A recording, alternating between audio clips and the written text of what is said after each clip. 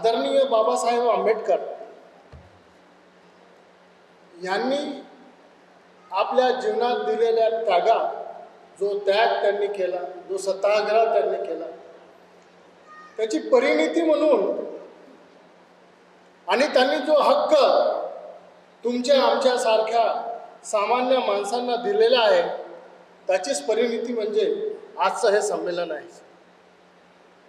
आणि मी श्री अनिल कानेकर सरांना मनापासून शुभेच्छा देतो, आभार व्यक्त करतो त्यांचं की त्यांनी या बहुजन प्रबोधन मंचाद्वारे संविधानाचा जो प्रबोधन कार्य त्यांनी सुरू केलेलं आहे, हाती घेतलेला आहे, त्याला खूप यश मिळो.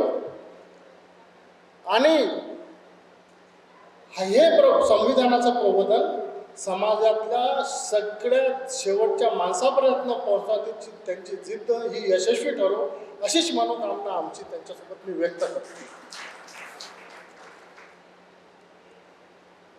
जेव्हा संविधानाची गोष्ट होते सर, प्रत्येक कायद्याचा जन्म हा तो भारतात असलेला कोणताही धर्म असो, तो हिंदू असो, मुस्लिम असो, जैन असो, ख्रिश्चन असो, सगळ्याची उन्नती करणारा एकच ग्रंथ तो म्हणजे संविधान. त्या संविधानाला सोडलं तर कोणताच कायदा अस्तित्वात राहणार नाही. तर कायद्यांची उत्पत्ती जिथून झाली आहे, तो ग्रंथ सगळ्यांनी समजून घ्यायला पाहिजे. श्री कानेकर सरांचे विचार, संविधान खरीदो, पढ़ो, समझो और संवैधानिक नैतिकता का विकास करो, ये नारा समाज के हर तबके तक पहुंचना चाहिए. आणि मला या चळवळीत सहभागी करून घेण्याबद्दल मी त्यांचा खूप आभारी आहे. मागच्या पुष्कळ वर्षांपासून मी या चळवळीत सहभागी आहे. नागपूरला आणि इतर ठिकाणी आम्ही कार्यक्रम संविधानाचे घेतच असतो. आज पहिल्यांदा ही संधी आली की आपल्या समक्ष श्री कानेकर सरांमुळे मी उभा आहे. सर, मला आठवतं 25 जानेवारी 1949चा तो बाबासाहेब आंबेडकरांचं भाषण. मी माझ्या मुद्द्यावर येतो सर, पण संविधानाचं महत्त्व बाबासाहेबांनी कसं समजून दिलं त्यांच्या शेवटच्या आपल्या स्पीचमध्ये, ते आपण समजून घ्यायला हवं. आणि ते कोणते 3 खतरे होते जे त्यांनी 1949ला सांगितले, आणि तो कोणता शब्द होता बंधूंनो जो त्यांनी 1949ला संविधान सभेत सांगितला, आणि मागच्या 7 वर्षात ती जमात पैदा झाली आहे. बाबासाहेब म्हणतात सावध राहण्याचा त्यांनी इशारा देत बाबासाहेबांचा जो सभामधला भाषण आहे, बाबासाहेब म्हणतात भक्ती किंवा ज्याला भक्तीचा मार्ग म्हणता येईल तो किंवा विभूती पूजा ही जगातील इतर कोणत्याही राजकारणात दिसणार नाही, इतक्या मोठ्या प्रमाणात भारतीय राजकारणात दिसते. धर्मातील भक्ती ही आत्म्याचा मुक्तीचा मार्ग असू शकेल, परंतु राजकारणात भक्ती किंवा व्यक्तिपूजा, बाबासाहेबांनी साहेब व्यक्तिपूजा हा शब्द उच्चारला आहे संविधान सभेत, ही अधःपतन व अंतिमतः हुकुमशाहीकडे नेणारा हमखास मार्ग असतो. बंधूंनो, मागच्या 7 आणि 8 वर्षात देशात काय बदल घडला आहे हे तुम्ही आणि मी आणि मंचावर उपस्थित असलेले मान्यवर यांना खूप चांगल्या तऱ्हेने माहीत आहे की एक जो भक्त निर्माण झाला आहे मागच्या 8 वर्षात, त्या भक्तांनी एका विशिष्ट व्यक्तीला एवढं मोठं स्थान दिलं आहे की आज बाबासाहेबांनी बोललेले 1949 सालाचे शब्द आज खरे ठरताना दिसत आहे. तर आपली जबाबदारी काय बनते आता की आपल्या बाबासाहेब आंबेडकरांनी जो संविधान इतक्या मेहनतीनं पूर्ण समाजात दिला आहे, तो समाज म्हणजे काही एक व्यक्ती नाही, प्रत्येक भारतीय आहे. तर आता प्रत्येक भारतीयाला त्याच्या कर्तव्याची जाणीव झाली पाहिजे आणि खरं संविधानाचं प्रबोधन झालंच पाहिजे. प्रत्येक समाजाच्या प्रत्येक व्यक्ती संविधानाला समजून घेऊन त्यानं याचं प्रबोधन केलं पाहिजे. आणि बाबासाहेबांनी जी चिंता व्यक्त केली आहे त्याचं निराकरण आपल्या हाती आहे. ते कितीही व्यक्ती पूजा करू दो, कितीही भक्त होऊ दो, कितीही भक्ती येऊ दो, पण जोपर्यंत संविधान आपल्या छातीमध्ये आपल्या डोक्यात जोपर्यंत आहे समाविष्ट आणि जोपर्यंत आपण संविधानाचे पालन करणार आहोत तोपर्यंत आपण या लोकशाहीला धक्काही लागू देणार नाही. बाबासाहेब आंबेडकर पुढे म्हणतात सर की आपण स्वातंत्र्य पुन्हा गमावू का? खूप महत्वाचा प्रश्न आहे आणि या चर्चेचा विषय पण आहे मागच्या 7-8 वर्षात आणि या 2-3 वर्षात जास्तच झाला आहे की आपण हुकुमशाहीकडे तर नाही चाललो आहे.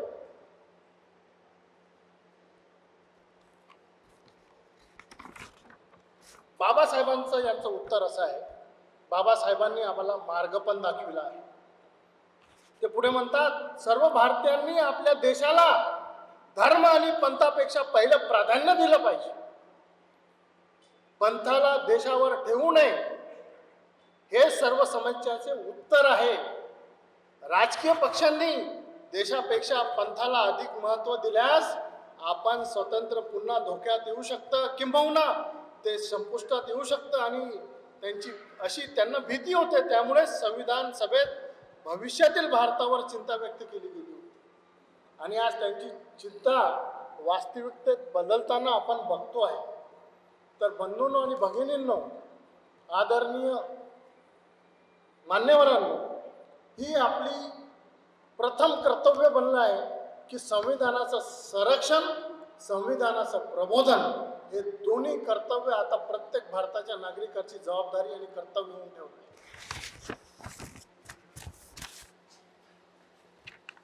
मुस्लिम समाज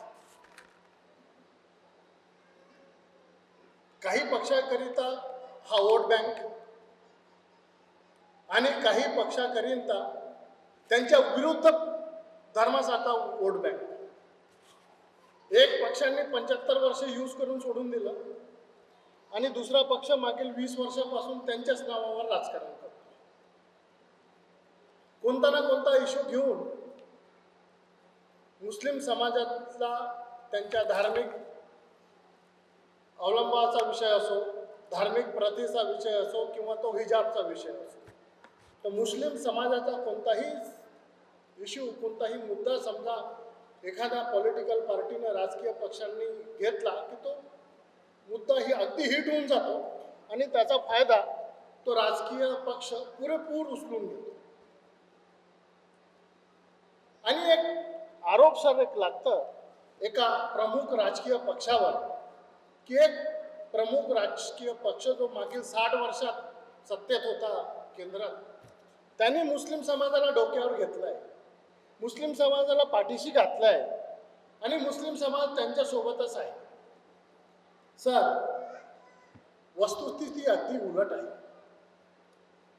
माझ्यासोबत मान्यवर ॲग्री करतील की सच्चर समितीचा जो रिपोर्ट 2007 साली केंद्र लोकसभेसमोर ठेवण्यात आला, त्या सच्चर समितीमध्ये भारताच्या मुसलमान समाजाची काय दयनीय अवस्था आहे ते सर आम्ही बघितलं तर त्याच्यावरून आम्हाला कळेल की आम्हाला कोणत्याच राजकीय पक्षाने पाठीशी घातलं गेलं नाही आणि डोक्यावरही घेतलं. फक्त निवडणुकीच्या वेळी त्यांचा वोट बँक म्हणून उपयोग केला आणि त्यांना बाजूला सारून दिला.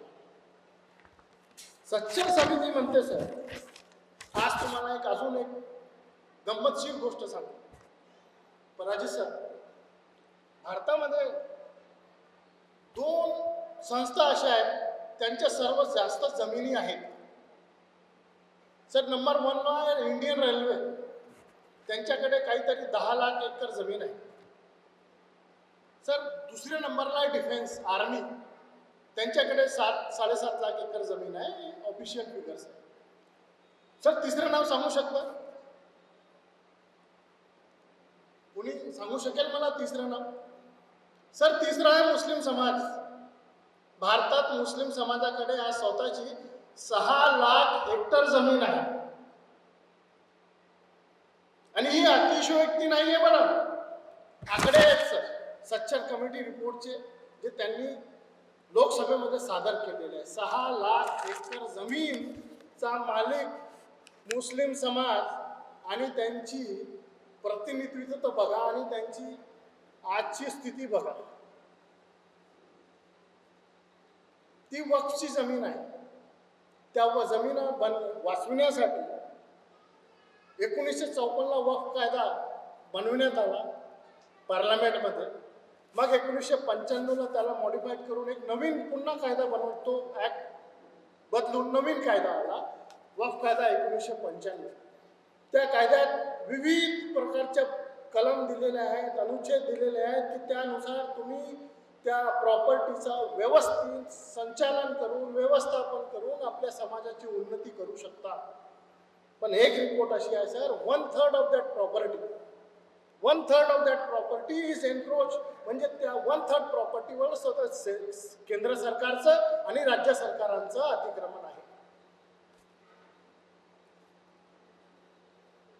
आता लढाई पुन्हा सरकार सोडत. अतिक्रमण काढायचं कोणाचं म्हणे तर केंद्र सरकारचं आम्हाला अतिक्रमण काढायचं. मशिनरी 30 म्हणजे सिस्टीम विरुद्ध सिस्टीमचा भाग आहे. एक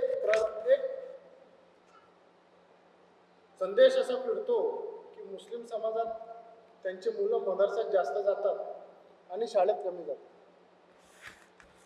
पण सच्चर कमिटी म्हणते सर फक्त 3% मुस्लिम पॉप्युलेशन. किती?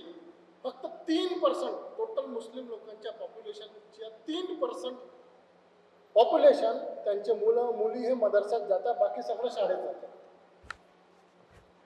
एक बदनामीकारक किंवा एक त्यांना एक असं चित्र निर्माण केलं गेलं आहे की मुस्लिम हा खूप कट्टरवादी असतो, तो धर्माच्या चौकटीत कधी बाहेर निघालाच नाही, तो ऑर्थोडॉक्स असतो, प्रत्येक गोष्ट धर्माप्रमाणे करतो, म्हणजे इव्हन शिक्षण पण तो मदरसात घेतो. आणि सच्चर कमिटीने जो अहवाल दिला आहे सर त्यांच्या शिक्षणाच्या परिस्थितीबाबत, त्यांचं असं म्हणणं आहे सर की फक्त 17% मुस्लिम यंग जनरेशन 17 वर्षाची वर तेच आपलं मॅट्रिक्युलेशन कंप्लीट करू शकतो. फक्त 17%, बाकी नाही करू शकत. आणि अंडर ग्रॅज्युएटमध्ये ते पूर्ण देशात फक्त ते 4% तुम्हाला सापडते. पोस्ट ग्रॅज्युएटमध्ये मुस्लिम समाजाचा सहभाग फक्त 2% आहे. IIM आणि IIT सारख्या प्रतिष्ठानात त्यांचं रिप्रेझेंटेशन सर फक्त 1% आहे आणि IIT मध्ये 3% आहे. क्रेडिटसाठी सच्चर कमिटी पुढे म्हणते सर की त्यांना कोणताच बँक लोन देत नाही. आणि जिथे ते राहतात, ज्या भागात मुस्लिम बहुल वस्ती आहे त्या भागात फायनान्शियल इन्स्टिट्यूशनने त्याला निगेटिव्ह जिओग्राफिकल झोन म्हणून डिक्लेअर केला. कोणताही कायदा असा म्हणत नाही की तुम्ही या भागात राहत असाल तर आम्ही तुम्हाला लोन देणार नाही. पण जेव्हा प्रश्न मुस्लिमांचा येतो तेव्हा त्यांना निगेटिव्ह झोन म्हणून घोषित करण्यात आलेलं आहे. आणि गव्हर्नमेंट जॉबची त्यांची स्थिती या रिपोर्टमध्ये अशी नमूद आहे की फक्त 3% लोक IAS आहेत, 1.8% IFS मध्ये आहेत आणि 4% IPS मध्ये आहेत. आणि इंडियन रेल्वेमध्ये 4.5% त्यांची हिस्सेदारी आहे एम्प्लॉयमेंटमध्ये. पण त्या 4.5%च्या 99% मध्ये ते एकदम म्हणजे लोअर पोस्टला आहे. हायर पोस्टला मुस्लिम तुम्हाला भेटणार नाही. आणि ज्युडिशियरीमध्ये तर सच्चर समिती असं म्हणते की हा एक खूप मोठा इश्यू आहे. मुस्लिम समाजाचं ज्युडिशियरीमध्ये नसणं हा भारतासाठी एक गंभीरपूर्ण लक्षण आहे.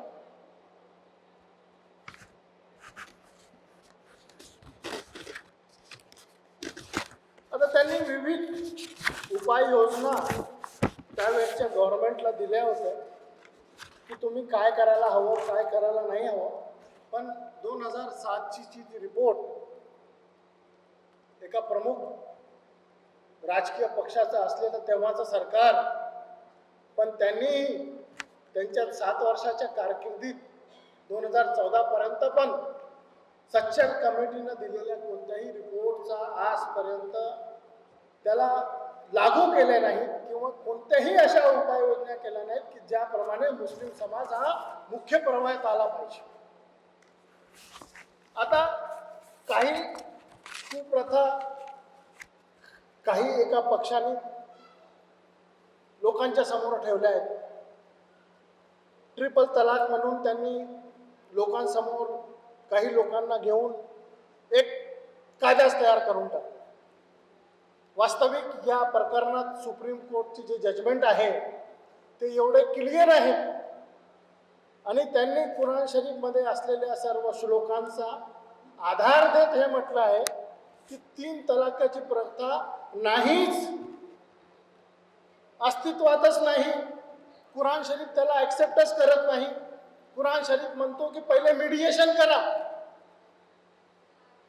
मीटिंग करा, नंतर मग तलाक द्या. एक एक करून 3 तलाक द्या. 3 तलाक असू शकतो, पण कुराण शरीफनं जे प्रेफरन्स दिलेलं आहे ते एका वेळी 3 तलाकाला प्रेफरन्स कोणालाही दिलेलं नाही. आणि याचाच एक भांडवल करून एक पक्ष त्याचा कायदा करून टाकतो आणि त्याला एक वेगळं वळण देण्यात येतं.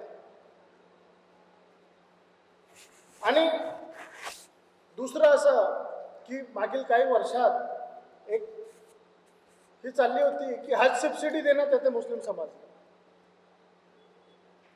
गव्हर्नमेंट, सेंट्रल गव्हर्नमेंट त्यांना हज सबसिडी देते आणि मुसलमान हा जो समाज आहे तो गव्हर्नमेंटच्या काही पैशांनी, त्याच्यात काही 20-30% गव्हर्नमेंटचे असतात, तो त्या पैशांनी हज करतो.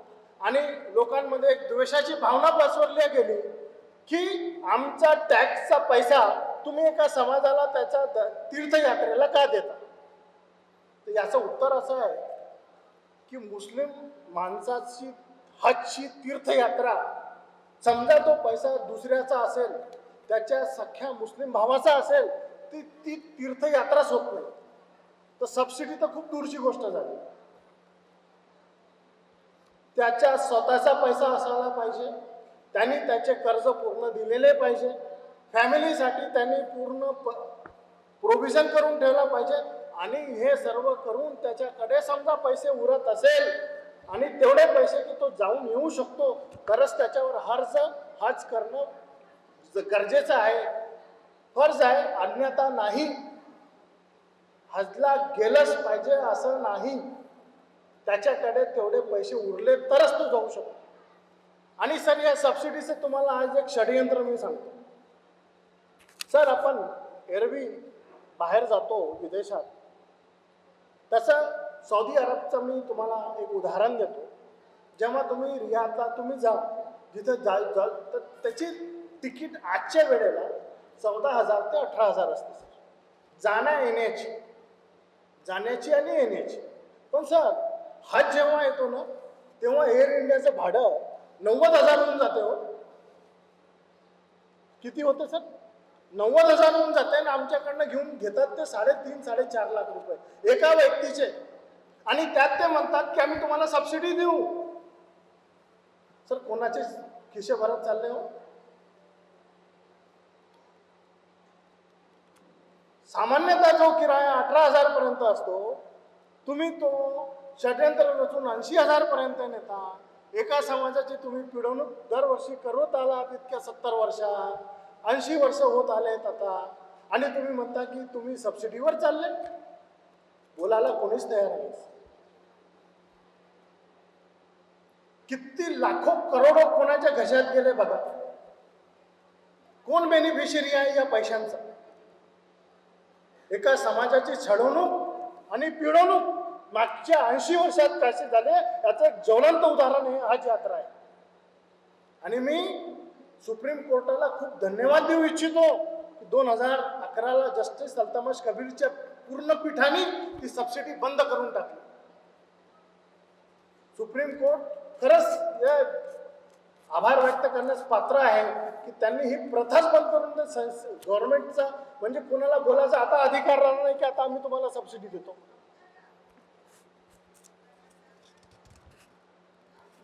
दुसरं एक कुप्रथा अशी म्हणजे एक द्वेष असा फैलवता येतो की मुस्लिम माणूस 4 पत्नी एक सोबत ठेवू शकतो. त्यांच्या धर्मात 4 विवाह करण्याची परवानगी आहे. तर तुम्ही जेव्हा कुराण शरीफ वाचाल,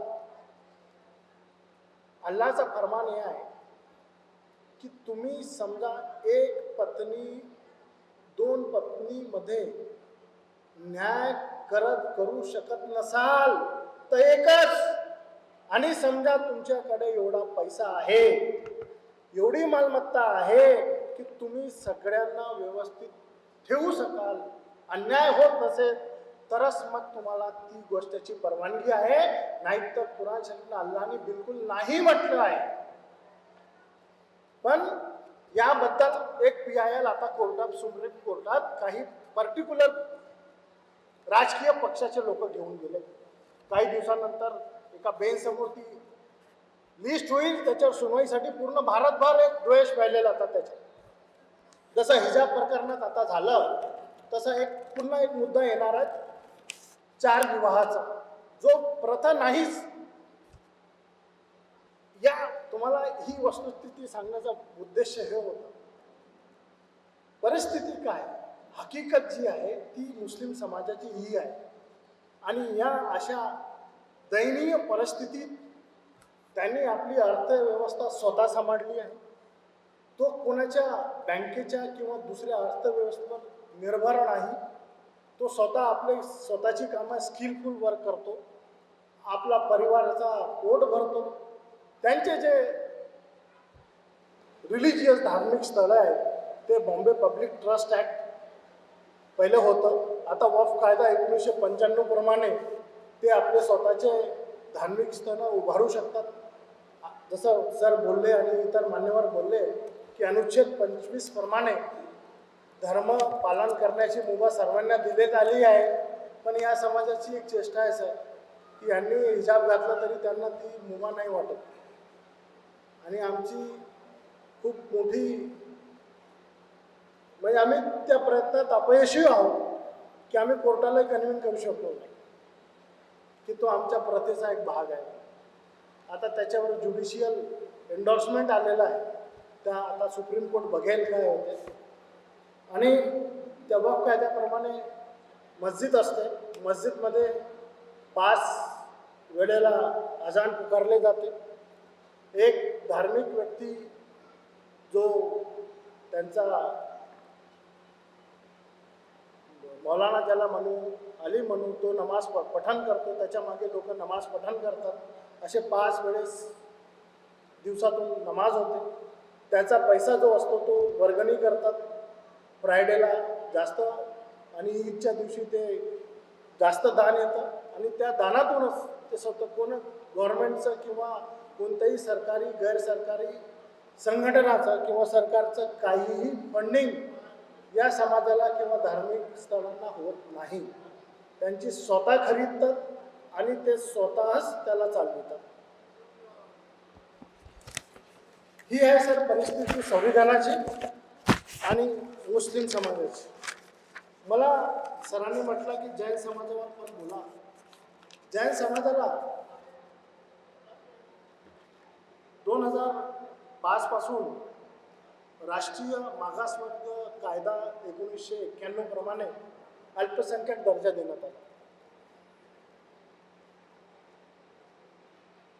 जैन धर्म हा भारताचा खूप जुना धर्म आहे. त्यांची आजची जी लोकसंख्या भारतात किंवा पूर्ण याच्यात बघाल तर 5 कोटीपर्यंत जैन बंधू आपल्यासोबत आहेत. मूळतः त्यांचा जो सिद्धांत आहे तो अहिंसा, अनेकवादता आणि अपरिग्रह. आणि ते ज्यांना पूजा करतात त्यांना ते तीर्थकार म्हणतात. 24 तीर्थकार येऊन गेले आहेत असं त्यांचं धार्मिक आस्था आहे आणि शेवटचे तीर्थकार ते भगवान महावीर जैन यांना मानतात. तर आज त्यांच्या जैन मंदिरामध्ये ते महावीरांची पूजा करतात. ते मूर्तीपूजा करून 3 प्रदक्षिणा घालून आपली धार्मिक जी त्यांची भक्ती आहे, आस्था आहे ते पूर्ण करतात. महावीर जयंती आणि परुष्ण म्हणून त्यांचे मेन मुख्य धार्मिक उत्सव ते मनवतात आणि दिगंबरा आणि शतांबरा असे त्यांचे 2 पंथ आहेत. तर बंधूंनो, माझी सगळ्यांना एक कळकळीची विनंती आहे की संविधानाला खरंच समजून घे. कानेकर सर जे बोलतात, इसको खरीदो, पढ़ो, समझो और संवैधानिक नैतिकता का प्रसार करो, उसका विकास करो.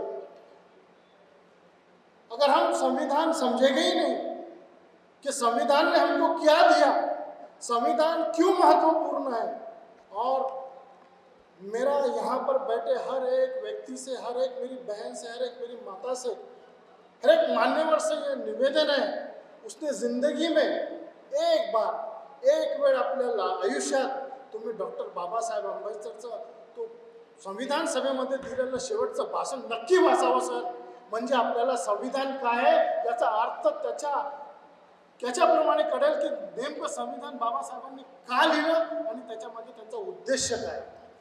1848 मध्ये पूजनीय ज्योतिबा फुले आणि सावित्रीबाई फुलेंनी जे महान कार्य सुरू केलं आणि सर मी जे वाचलं आहे त्याच्यात मला एकच वर्ड भेटला आहे, दलित मुस्लिमांकरिता शाळा काढण्याचा त्यांनी प्रयत्न केला आहे.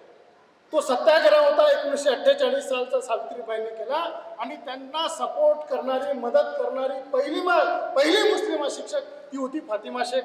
आणि अनिल सर, माझं एक निवेदन आहे, पुढच्या वेळेस एक फोटो फातिमा शेखचा वाढवावा सर. तुम्ही